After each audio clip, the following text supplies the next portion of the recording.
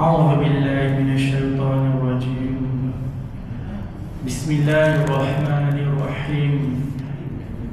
الحمد لله الذي أرسل رسوله بالهدى ودين الحق ليظهره على الدين كله ولو كره المشركون. سبحانك لا علم لنا إلا ما علمتنا إنك أنت العليم الحكيم. رب اشرح لي صدري ويسر لي أمري واحلل عقدة من لساني يفقهوا قولي.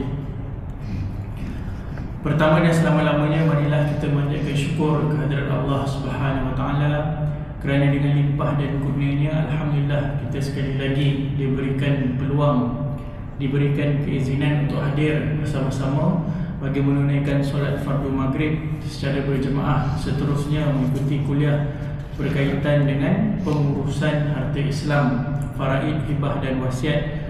Suka saya kongsikan dalam kuliah, sekiranya ada peluang kita mempelajari ilmu faraid ini, ambillah kesempatan tersebut dengan sebaiknya. Berdasarkan hadis yang diriwayatkan oleh Ibnu Majah dari Abu Hurairah radhiyallahu anhu berkata bahawa Rasulullah sallallahu alaihi wasallam bersabda, pelajarilah ilmu faraid dan ajarkanlah ia kepada orang lain, kerana ia sebahagian daripada ilmu dan ia adalah ilmu yang dilupakan, ilmu yang pertama yang akan dicabut daripada umatku. Jadi kita tidak mahu tergolong dalam mereka yang melupakan ilmu faraid ini. InsyaAllah kita istiqamah dalam mempelajarinya.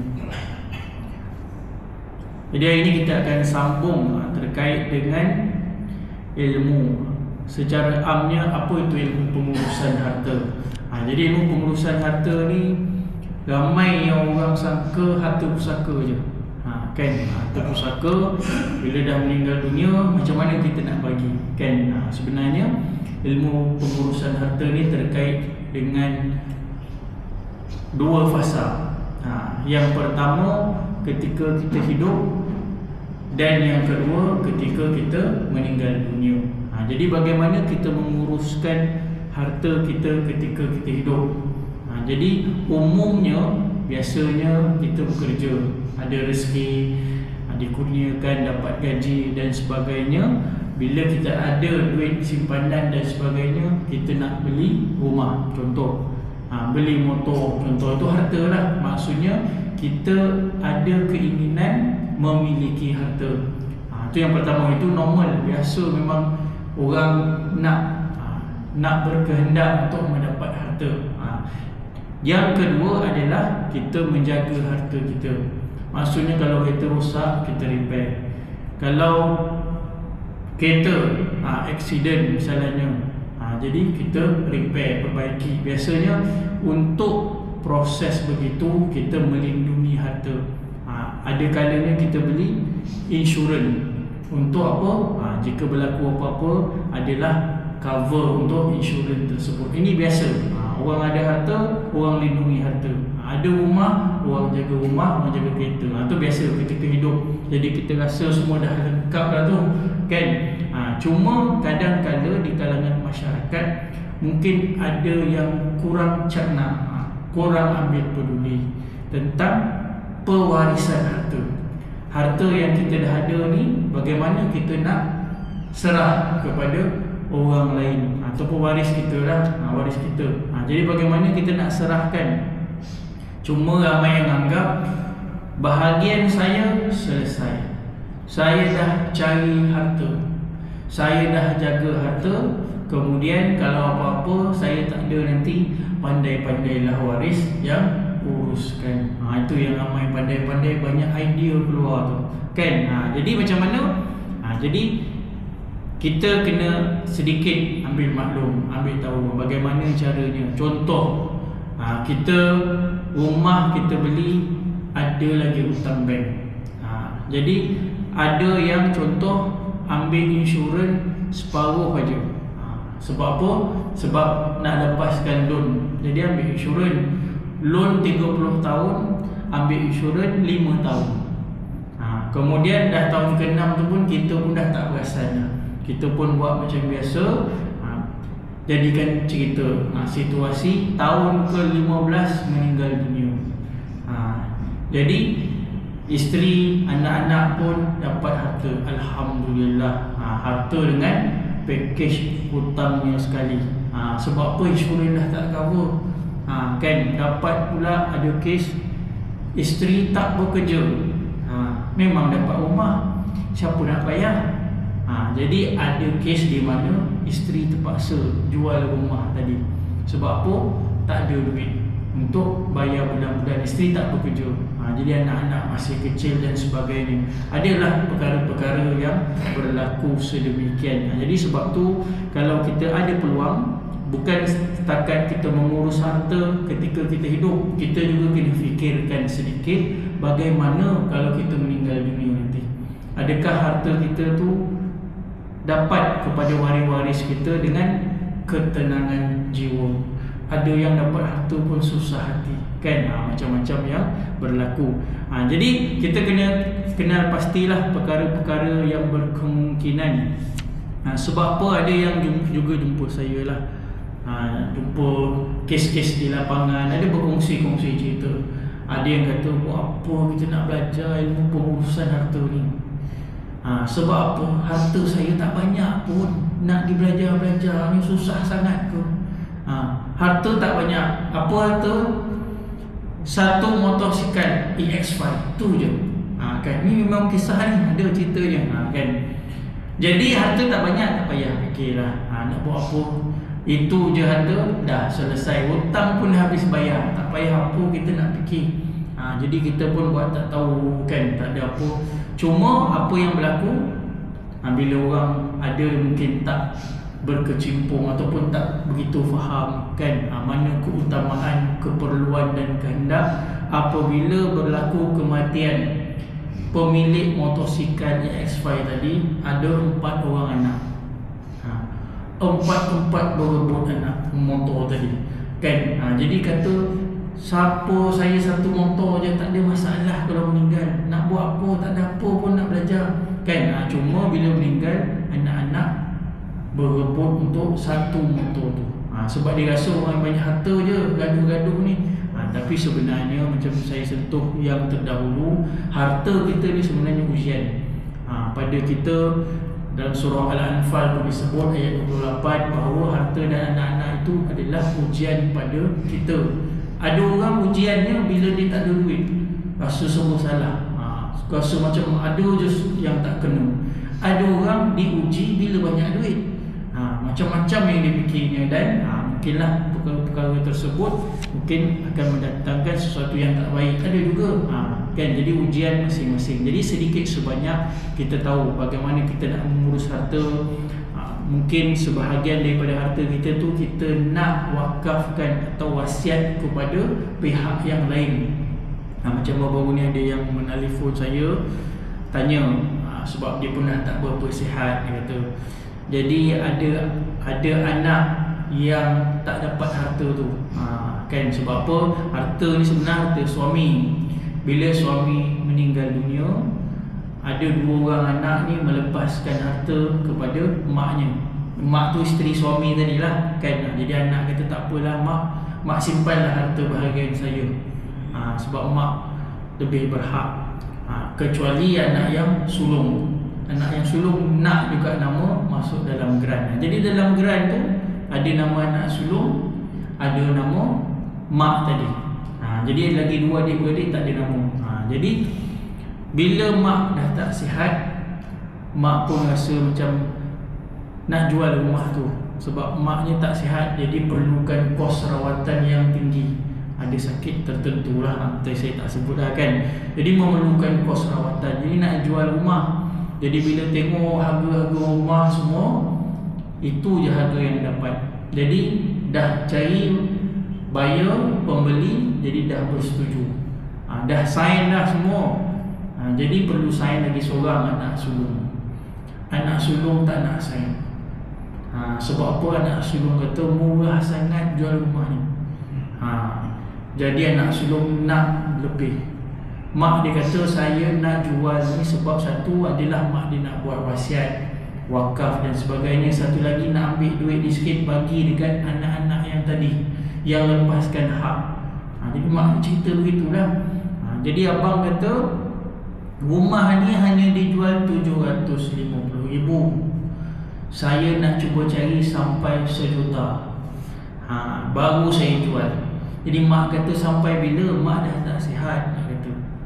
Jadi mak ni pun mengadulah dengan saya macam-macam lah kan. Jadi bukan kita nak buka aib sesiapa, tak. Sebab tu saya kata tak apalah. Saya kata kalau begitu dia nak buat hibah, kata. Sebab anak yang tu tak nak jual, dia nak bagi juga hibah dekat orang. Saya kata tak boleh buat hibah. Kata kenapa tak boleh? Dia kata bukan ustaz kata boleh buat ke ketika hidup ni, ketika hidup nak buat ni. Jadi saya kata memang boleh buat ketika hidup. Tapi salah satu syarat hibah ni adalah tak boleh buat ketika sakit yang mendatangkan kematian. Jadi kalau buat juga ketika sakit mendatangkan kematian, hukumnya akan jadi hibah maradul maut, saya kata. Iaitu sama juga dengan wasiat. Boleh buat tapi macam wasiat. Waris lain tak setuju, batal hibah tadi. Sebab tu tak boleh buat hibah ketika sakit. Contoh orang dalam tu mesin tu yang bergerak tu ting ting ting ting, tiba-tiba cakap ayah dah mungkin lagi tak berapa lama, 5 minit lagi kot rasanya, ayah nak hibah kat kamu. Tak sah hibah tadi. Sebab dalam keadaan yang kritikal. Jadi saya kata tak boleh. Cuma satu je lah saya kata, buat melalui civil.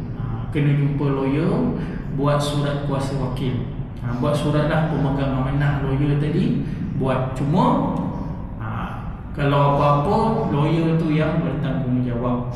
Kalau waris biasa tak bayar ataupun tak mampu nak bayar, lawyer akan tahan harta tadi daripada diturunkan kepada waris tadi. Sampai kena bayar lah. Kalau lama simpannya, lagi banyak akan di-charge. Sebab itulah adalah perkara-perkara yang perlu. Itu saya masuk terperinci lah tu, tak nak sentuh sangat lah. Itu bahagian mengurus harta untuk hibah dan surat kuasa wakil. Tapi saya nak nyatakan kat sini, mak dia kecewa lah. Sebab apa? Anak yang pertama tak nak jual. Jadi dia rasa sedih. Jadi dia kata bagaimana nak buat. Saya kata itulah salah satu optionnya adalah dengan membuat surat kuasa wakil. Dan mak ni kata saya pun nak berwasiat, nak bagi sedikit harta tu kepada rumah anak yatim, dan juga nak buat badal haji untuk dirinya sendiri nanti, nak bagilah, dan juga untuk arwah suaminya. Jadi adalah hasrat-hasrat tu. Cuma dia risaulah, takut tak dapat mencapaikan hasrat. Kerana apa? Hasratnya nak jual rumah tadi tak dapat dijalankan sebab salah seorang pemilik lain, iaitu anak sulung, tak nak jual. Kan? Itu adalah kekangan yang berlaku dalam menguruskan harta. Ada soalan? Itu cerita je baru kan. Kalau ada soalan pun boleh tanya. Kombinasi ilmu faraid. Ilmu faraid itu terbahagi kepada 3 kombinasi, iaitu ilmu an-nasab. Ilmu nasab ni iaitu ilmu keturunan, ilmu fatwa, ilmu yang difirmankan Allah dalam surah An-Nisa berapa bahagian faraid, dan ilmu al-hisab iaitu ilmu matematik, ilmu kiraan. Ini salah satu ilmu yang belajar matematik kat surau. Kita akan belajar campur-campur pecahan. Ilmu nasab, ilmu untuk menentukan keturunan yang berhak mendapatkan harta pusaka si mati. Sebelum pengagihan pusaka berlaku, seseorang perlu menentukan terlebih dahulu golongan yang termasuk dalam kalangan waris. Tetapi ada beberapa golongan yang tak termasuk dalam waris tetapi rapat dengan kita. Antaranya contoh anak angkat. Contoh seperti anak yang dipelihara sejak kecil sehingga dewasa tidak layak mendapat harta pusaka ibu bapa angkatnya, melainkan daripada ibu dan bapa kandungnya jua. Kalau anak angkat tu ada mak ayahnya, jadi mak ayahnya boleh anak tadi dapat harta pusaka daripada ibu dan ayahnya. Cuma kadang-kadang ada sedikitlah di kalangan masyarakat kata, harta saya ni saya nak bagi anak yang ini je. Sebab apa? Anak yang di sana dah dijaga oleh orang lain. Ada kira nak angkat orang lain lah. Jadi harta saya hanya untuk anak yang saya jaga. Yang itu orang lain jaga, saya tak nak bagi harta. Tak boleh macam tu. Dia bukan kira siapa jaga. Yang kira anak kita di mana-mana pun berada. Anak angkat orang ni jaga, orang ni jaga. Mungkin zaman-zaman dulu-dulu kan, ramai anak jaga orang sini-sini. Hanya mendapat pusaka ibu dan ayahnya sahaja. Ayah angkat, ibu angkat tak dapat pusaka, dalam keadaan anak tadi bukan ada keturunan nasab. Bukan semua anak angkat tak dapat pusaka, tapi dalam konteks kita bicarakan di sini anak angkat sahaja. Kalau anak angkat itu merupakan anak saudara lelaki daripada adik-beradik lelaki, itu termasuk golongan waris asobah. Kalau tak ada waris lelaki, semua perempuan je, kemungkinan anak buah lelaki yang kita ambil sebagai anak angkat boleh jadi sebagai penerima harta pusaka. Tapi bukan sebab anak angkat, sebab ada nasab dan keturunan kita. Itu salah satulah perkara yang ditekankan. Selain daripada itu adalah anak di luar nikah atau anak tak sah taraf. Contoh seorang perempuan yang telah mengandungkan bayi sebelum berlakunya pernikahan, dikira tidak layak mendapat harta pusaka daripada bapanya, walaupun bapa tersebut dari segi biologi ia adalah bapa yang sebenar mengikut kaedah perubatan kini. Anak tersebut hanya boleh menerima pusaka daripada sebelah ibunya sahaja. Ini anak di luar nikah lah. Maksudnya kalaulah anak tadi lahir, suami ibunya, kita tak panggil ayahnya. Sebab apa? Dari segi dalam Islam dia tak dikira sebagai bapa, bukan keturunan. Jadi kalaulah lelaki yang menghamilkan wanita tersebut berkahwin juga dengan wanita tadi, maka kalaulah lelaki tadi meninggal, iaitu suami kepada ibunya tadi meninggal, maka anak tadi tetap tak boleh dinasabkan kepada suami ibunya tadi, iaitu orang yang menghamilkan ibunya tadi. Hanya boleh mewarisi harta pusaka ibunya sahaja, kerana ibunya jelas, sebab ibunya yang mengandungkannya. Tetapi ayah walaupun berkahwin dengan ibunya, suami ibunya tadi, tetapi dari segi Islam bukan nasab, jadi tak layak mewarisi harta pusaka. Boleh tak bagi harta ke anak tadi? Boleh nak bagi. Bolehlah bagi hibah atau wasiat. Wasiat boleh bagi, boleh. Sebabkan dia bukan anak sah taraf, tak layak dapat pusaka. Kalau nak wasiat boleh, sebab dia tak dikira sebagai waris. Boleh ditunaikan wasiat kepada anak yang di luar nikah tadi. Sebab apa ada yang sentuh ni, saya kena sebut lah kan. Ada yang mempertikaikan sebab apa? Yang berdosa, yang membuat perkara yang tak baik itu ayah dan ibunya. Kenapa anak pula yang tak dapat harta pusaka? Kata Islam itu adil. Kat mana adilnya bayi yang tak bersalah tak dapat pusaka? Dia kata begitu pula. Apa komen Ustaz? Ini memang checkmate punya soalan kan? Jadi yang pertama, kalau bersusah saya nak jawab, saya kata saya akan jawab tak mungkin tak adil. Sebab apa? Ini dah difirmankan Allah surah An-Nisa. Yang keturunan sahaja dapat pusaka, yang tak dapat bukan nasab tak dikira dapat pusaka. Cuma kalau dari hikmah yang lain yang kita pandang sudut lain, iaitu Islam menjaga nasabnya. Maksudnya mesti berkahwin, barulah anak tadi dikira sebagai nasab. Sebab itu kemuliaan berkahwin tu perlu untuk melahirkan anak, barulah terjaga nasab seseorang itu. Penting. Sebab itu Islam menjaga. Dan bagaimana anak tadi nak dapat harta? Bukan dinafikan terus harta anak tu, cuma tak boleh dapat harta pusaka. Harta pusaka ni harta yang ditinggalkan si mati. Tak ada buat apa-apa, tak ada hibah, tak ada wasiat dan sebagainya, meninggal. Jadi harta tu anak tu tak dapat. Tapi nak bagi boleh tak? Boleh. buatlah wasiat, buatlah hibah, dapat juga anak tu harta tadi. Boleh dijalankan, cuma kaedahnya berbeza, bukan secara harta pusaka. Boleh? Semua faham? Alhamdulillah. Ni semua bagus-bagus ni kan. Yang seterusnya, anak li'an. Apa itu anak li'an? Iaitu anak yang dilahirkan hasil daripada hubungan perkahwinan yang sah pada hakikatnya, namun suami menuduh isterinya telah berzina dengan orang lain atau mendakwa bahawa anak yang dikandung isterinya bukan anaknya. Keadaan ini menyebabkan anak tersebut tidak layak memperoleh harta pusaka bapanya, sebaliknya hanya boleh mempusakai harta pusaka ibunya sahaja.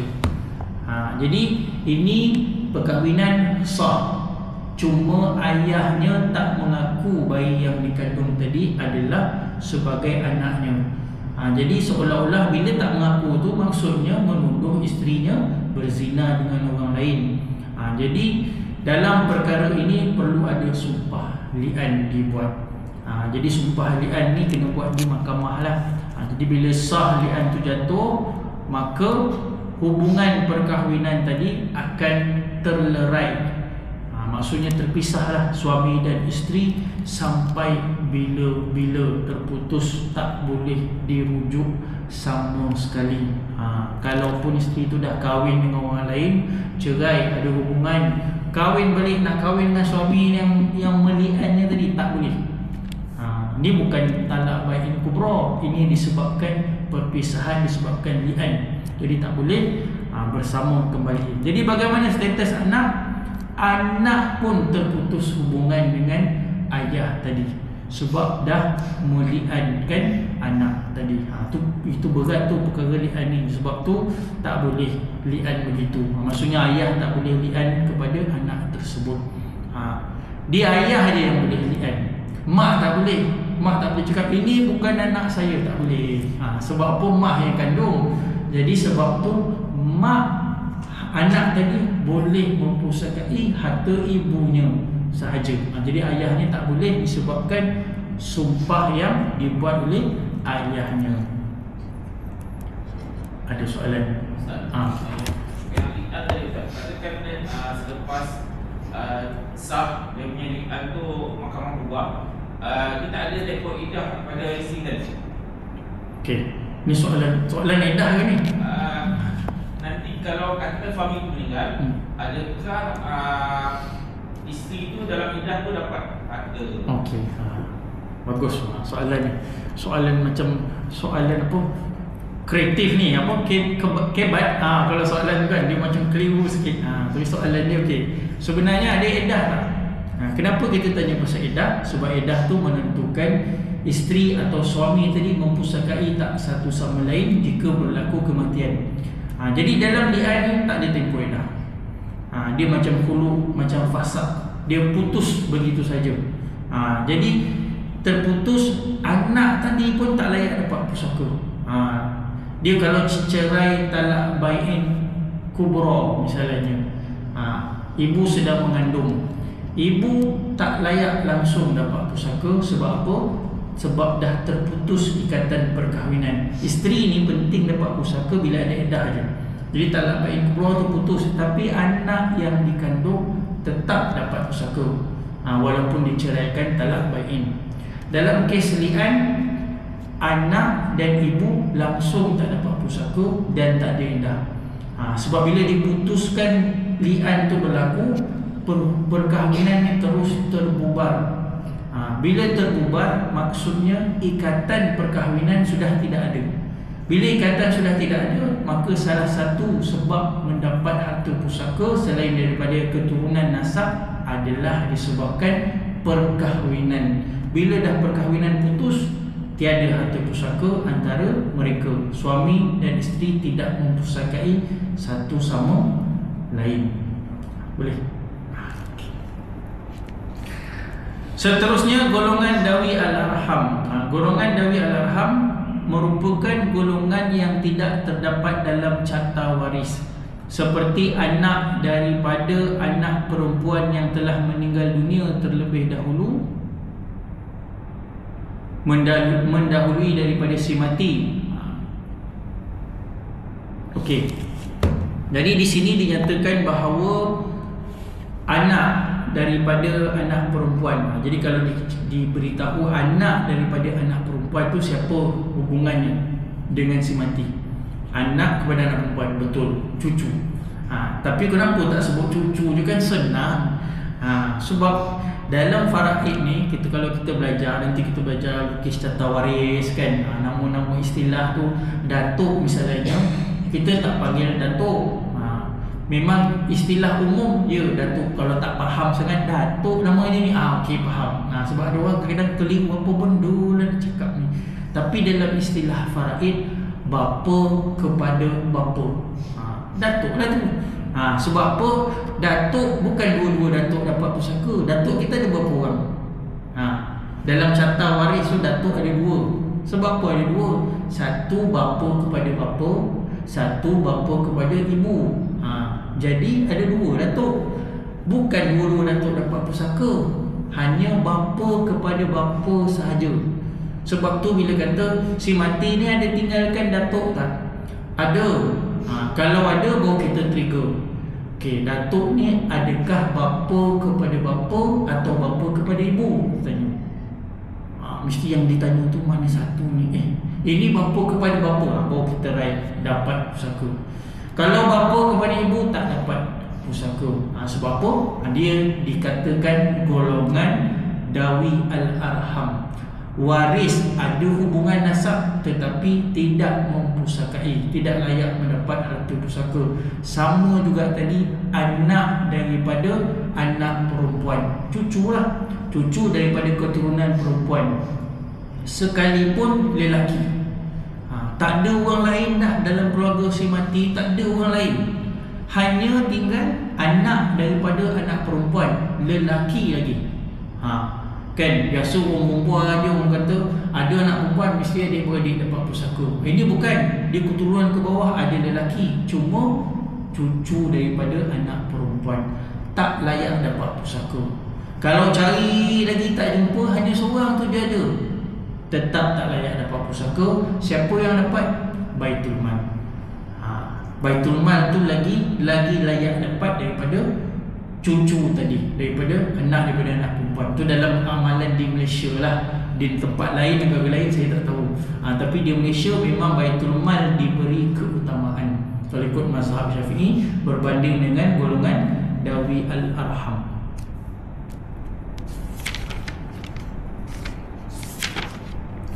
Okey, seterusnya kita membicarakan, kita sentuh sedikit hadis-hadis yang terkait dengan hukum faraid. Hadis yang pertama yang membawa maksudnya daripada Ibnu Abbas radhiyallahu anhu berkata, Rasulullah sallallahu alaihi wasallam bersabda, berikan bahagian warisan yang tertentu kepada pemiliknya, iaitu ahli fardu. Adapun bakinya maka bagi waris lelaki yang paling dekat nasabnya. Hadis riwayat Bukhari dan Muslim. Di sinilah maka ulama berpandangan bahawa macam mana datangnya waris asobah tu. Maksudnya kalau dah tak ada keturunan lelaki, maka bagi dulu harta tadi kepada waris perempuan misalnya. Waris perempuan ni sebab apa? Waris fardu, anak-anak perempuan. Disebut waris fardu kenapa? Sebab apa? Telah ditentukan bahagian pusaka. Anak perempuan 2 bahagian saja. Berapa? 1/2, separuh, ataupun 2/3 daripada harta si mati. Jadi kalau si mati ni ada seorang anak perempuan, separuh anak perempuan tu dapat harta si mati. Kalau ada 5 juta, 2.5 juta anak perempuan tu punya. Kalau lebih daripada seorang, 2 orang atau lebih, 2/3 daripada harta si mati anak perempuan punya. Isteri kalau ada 1/8, disebabkan si mati meninggalkan anak. Jadi hanya ada isteri, 2 orang anak perempuan misalnya. Jadi harta yang lain tu lebih, baru 1/8 dengan 2/3. Jadi 2/3 sepatutnya lagi 1/3, tapi 1/8 lagi kecil pada 1/3. Ini sikit matematik lah ni kan. Ni dia kena tulis sebenarnya, tapi 1/8 tu saya nak cerita dia lagi kecil daripada 1/3. Jadi ada lagi baki. Nak bagi dekat siapa? Sebab itulah kena cari waris asobah. Adapun bakinya, maka bagi waris lelaki yang paling dekat nasabnya. Siapa? Kita kena belajar lukis carta waris nanti. Kita tahu orang ni siapa layak, siapa layak. Sebab tu bila meninggal dunia, biasa kalau ada anak lelaki dalam keluarga tak ada masalah. Kita dah tahu dah harta tu dia pusing-pusing situ je.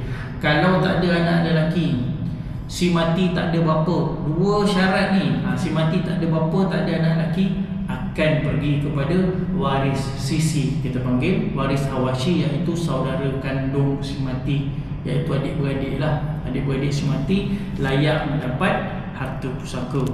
Itu kita sentuh kemudian.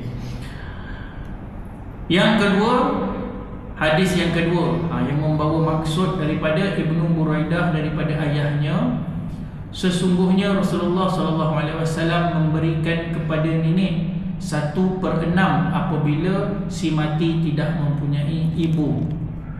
Sebab tu diberitahu bahawa kenapa nenek dapat harta pusaka. Nenek merupakan waris ganti kepada ibu. Kalau ibu ada, nenek tak dapat pusaka. Jadi kalau ibu tiada, nenek layak hanya 1/6 bahagian pusaka daripada si mati tadi. Dia layak dapatlah harta pusaka. Sebab tu orang kata kenapa nenek boleh dapat. Sebab tu kenapa kita nak belajar sampai carta waris sampai ke atas sana. Sebab apa? Kadang-kadang wujud waris ganti yang sudah berusia. Tanya ibu ada tak? Tak ada. Atas lagi nenek ada tak? Tak ada. Atas lagi moyang perempuan ada tak? Tak ada. Biasanya sampai nenek je lah kan. Kalau kat pegawai pusaka tu tanya nenek ada? Ada. Ke atas ada tak? Tak ada. Okey dah. Terus tapi kalau kita belajar faraid saja, kita tanya nak ulang kaji. Atas nenek moyang, atas moyang, itu nama ulang kaji tu apa dah nak sebutkan tak tahu. Buyut. Buyut perempuan, buyut lelaki. Atas buyut, memang jaga orang sebutlah kan. Cakawari, cilawani. Biasanya tak adalah wujud sampai situ kan. Sebab dengan nenek pun umur beza kat 50-60 tahun dah kadang-kala kan. Moyang lagilah jauh. Mana tak pernah lah saya jumpa ada ustaz seorang cakawari kat atas tu umur 167 tahun. Tak ada. Memang tak ada lah dalam kes pusaka. Biasa sampai nenek je. Pegawai pusaka kata nenek ada? Tak ada. Maksudnya ke atas semua dah tak ada lah. Tak ada, semua dah meninggal lama dah. Okey, tulis. Maksudnya kenyataan tadi disahkan. Tak payah cari waris usul lah. Kita pergi kepada bawah pula. Waris bawah siapa? Waris furuk. Tak ada waris baru pergi tepi. Adik-beradik layak ke tidak dapat harta pusaka. Jadi dikira kepada waris-waris tersebut.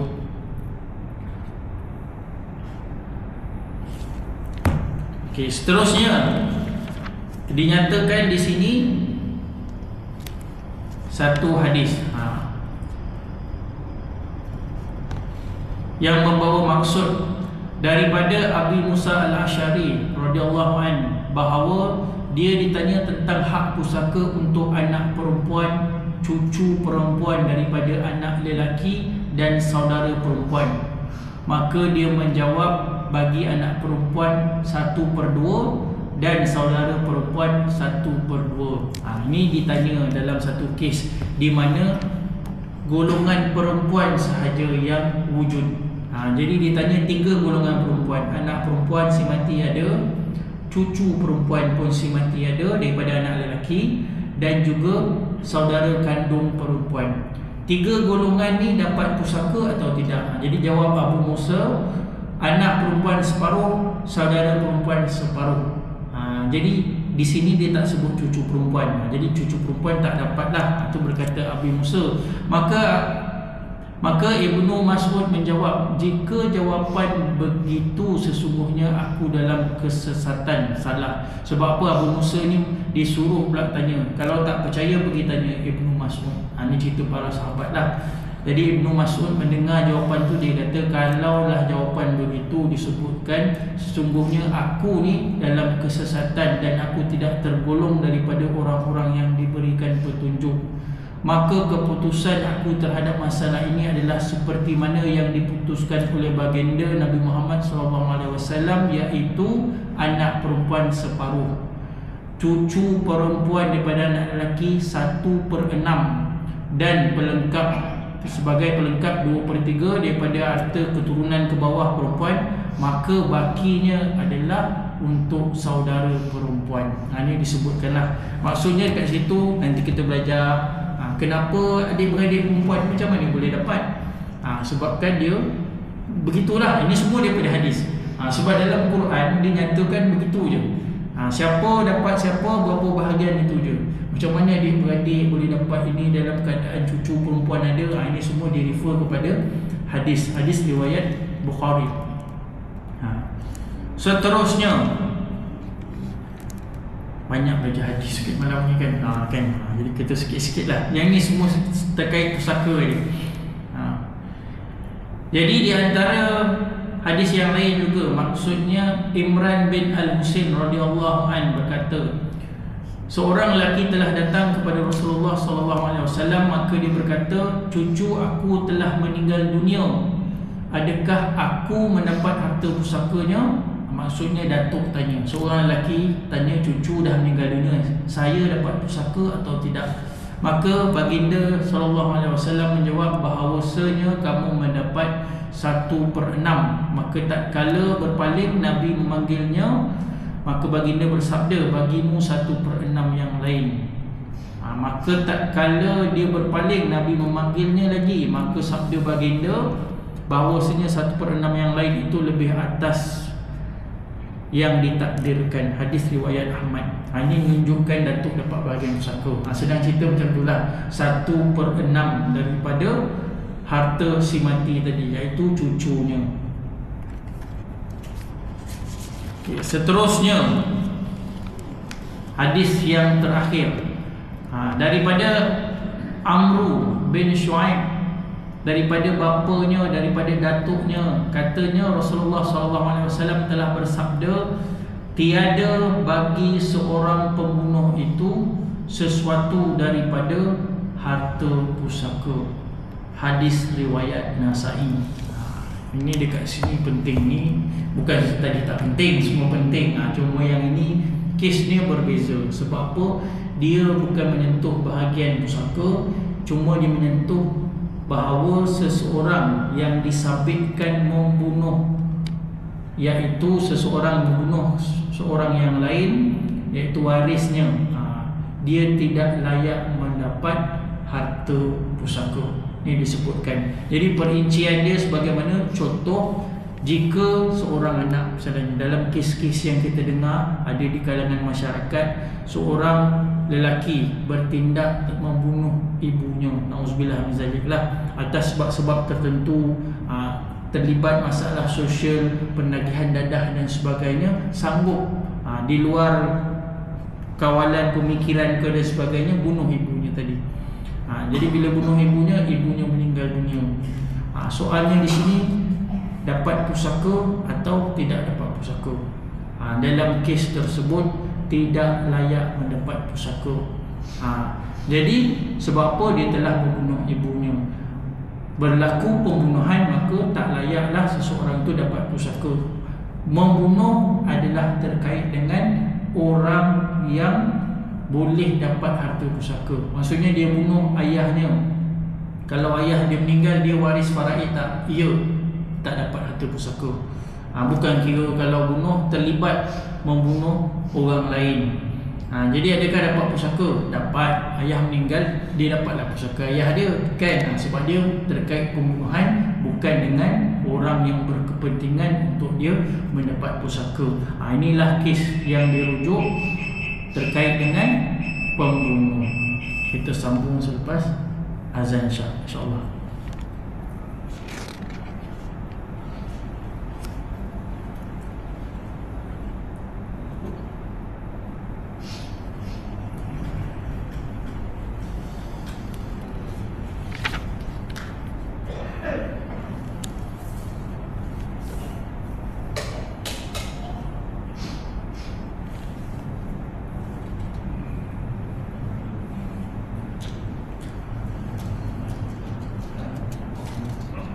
Allahu Akbar, Allahu Akbar.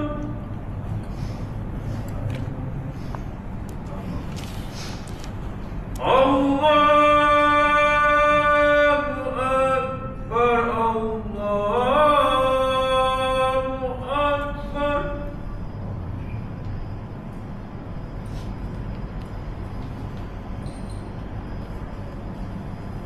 Asyhadu an la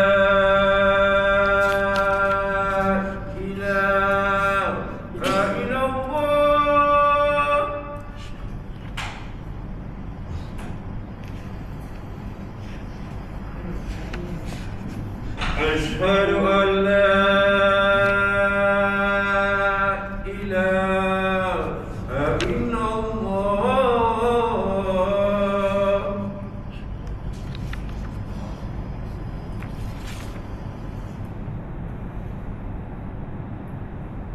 أشهد أن محمدا رسول الله.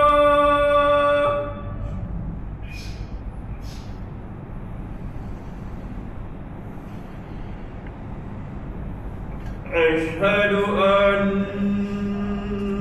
محمدا رسول الله.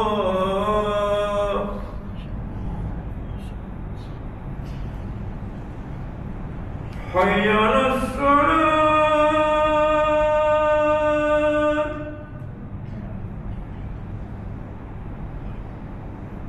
حي على الصلاة.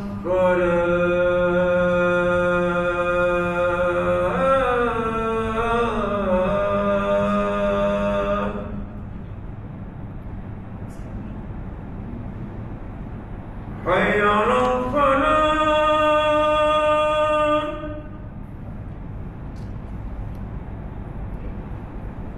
حي على الفلاح.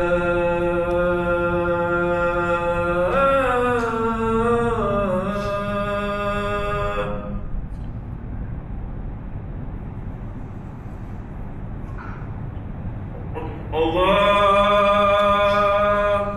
Akbar, Allahu Akbar. La ilaha illallah.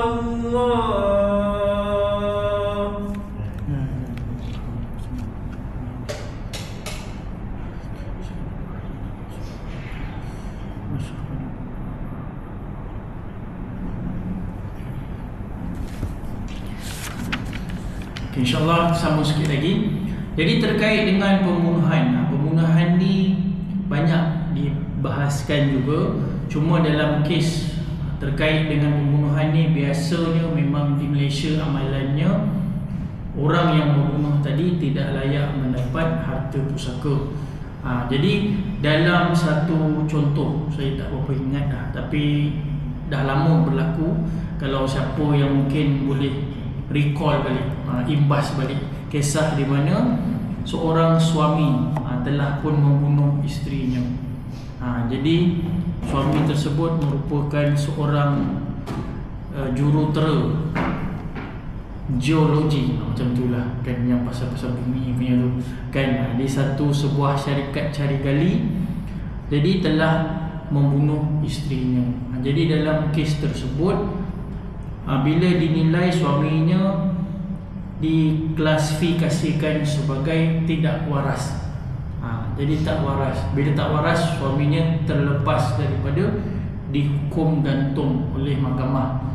Jadi dengan sebab itu, apabila dalam beberapa ketika suaminya telah pulih, dah masuk rawatan psikiatri apa semua, suaminya pulih, dan selepas pulih suaminya buat permohonan pusaka. Jadi bila buat permohonan pusaka, suaminya telah dapat harta pusaka isterinya, keluar perintah, dan waris isterinya, waris isteri suami tadi jugalah, tapi adik-beradik isteri, kaum keluarga isterinya tidak berpuas hati dengan keputusan mahkamah dan telah mencabar keputusan mahkamah tadi. Jadi terkaitlah dengan hadis ini. Dan apabila seseorang itu disabitkan dengan pembunuhan, jadi maka tidak layak mendapat harta pusaka. Dan mahkamah syariah kemudiannya membatalkan keputusan memberi harta pusaka kepada suami tersebut. Jadi tak dapat harta pusaka sebabkan dah berlaku pembunuhan.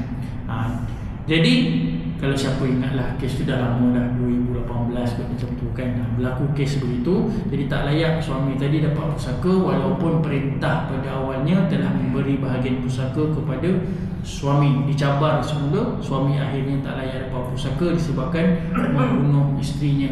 Jadi dalam mazhab Syafi'i, saya cerita mazhab Syafi'i aja dulu kan. Jadi membunuh dengan sebab apa sekalipun, sengaja, tidak sengaja dan atas hak. Kalau kait dia pembunuhan, tak layak dapat pusaka. Contoh sengaja, tadilah contoh kes suami bunuh isterinya. Tak tahulah nak kata sengaja ke tak sengaja kan. Mungkin kalau hilang akalnya tu, mungkinlah tanpa niat ke, saya pun tak pastilah.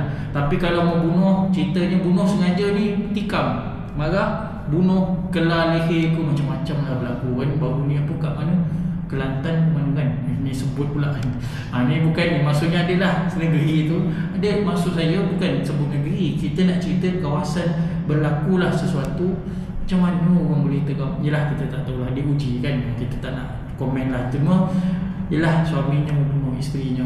Jadi dalam kes tu, yelah kita pun siapa sangka. Cuma dalam kes kalau dah berkait dengan harta pusaka, suami tadi tak layak dapat pusaka.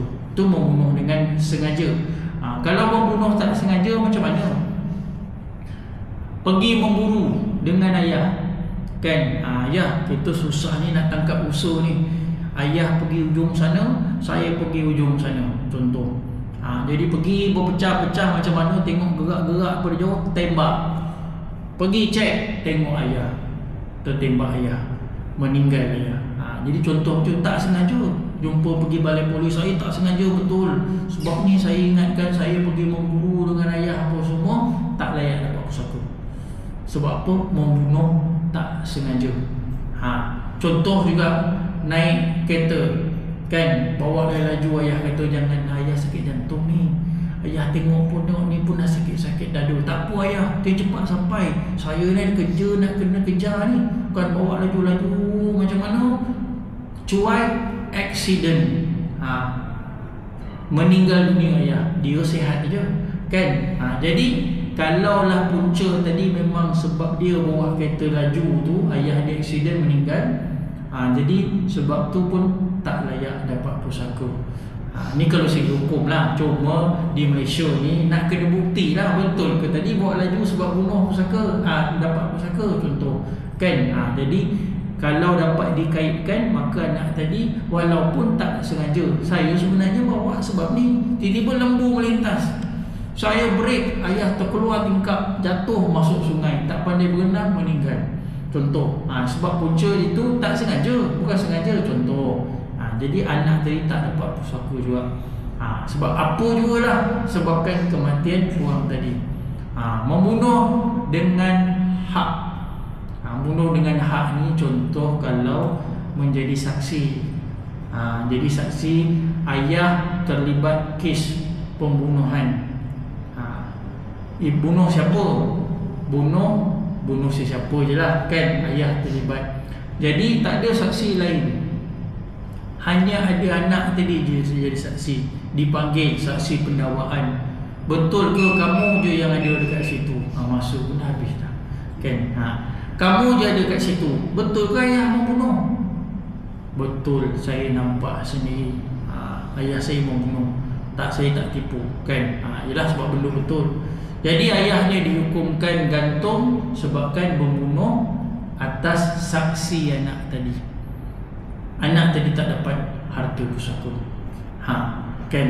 Sebab tak dapat, saya rasa macam tak nampak lah ayah ke orang lain ke, sebab masa tu gelap kan, terus tukar. Sebab apa? Ayah dapat ada tinggal 3 juta Jadi anakmu tadi mungkin gelap lah. Betul ni kamu nampak? Saya rasa tak nampak lah. Tukar pengakuan. Sebab apa? Bila dia tahu mengaku tadi tak dapat pusaka, tukar pengakuan. Itu janganlah kan. Itu dah jadi berdosa. Sebab nak harta pusaka, tukar pengakuan. Daripada ayah bersalah, tak bersalah. Itu tak boleh lah begitu kan. Jadi hukumnya begitu. Cuma mazhab lain berbeza pandangan. Berbeza pandangan. Ada mengatakan kalau aksiden tadi perlu dibuktikan dahulu terkait kalau disebabkan kes-kes tertentu, mungkin tadi boleh dapat harta pusaka. Itu nanti kita bahas dalam bab yang lain. Cuma saya sentuh mazhab Syafi'i mengatakan apa jua jenis pembunuhan, sengaja ke tak sengaja ke atau hak, maka tak layak langsung dapat harta pusaka si mati tadi oleh waris yang telah melakukan pembunuhan tadi. Jadi saya rasa situ saja, tak buka soalan dah kan. Masa kita dah lebih. Jadi saya sudahi dengan tasbih kifarah dan suratul As. Subhanakallahumma wa bihamdika asyhadu an la ilaha illa anta astaghfiruka wa atubu ilaik. Bismillahirrahmanirrahim.